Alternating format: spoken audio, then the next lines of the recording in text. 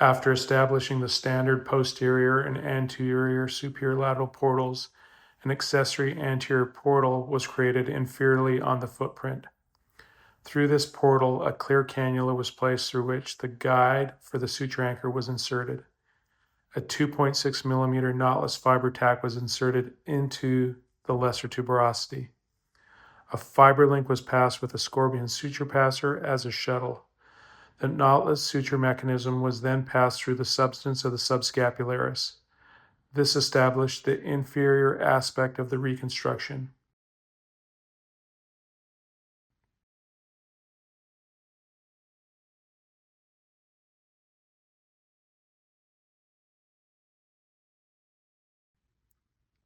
Fiber links were then passed through the upper border of the subscapularis using a scorpion suture passer.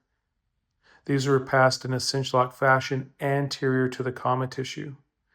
In this particular case, 3 fiber links were used to reconstruct the upper border.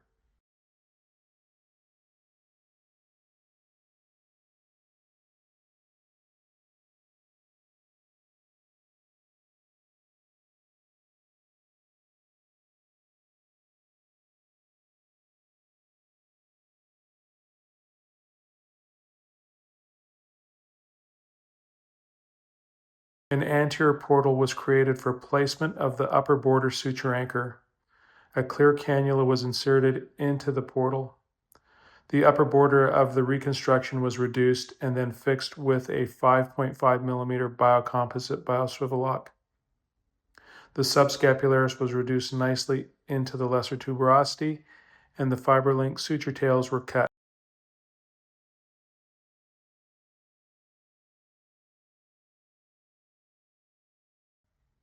At this point in time, the interlocking double pulley was initiated. This portion of the reconstruction was performed posterior to the comma sign. The repair sutures from the inferior anchor were passed through the superior anchor's knotless mechanism.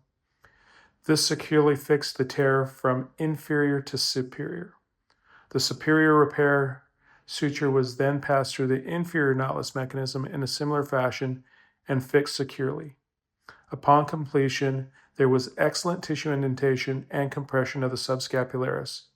This completed the double row reconstruction of the subscapularis with an interlocking double pulley repair.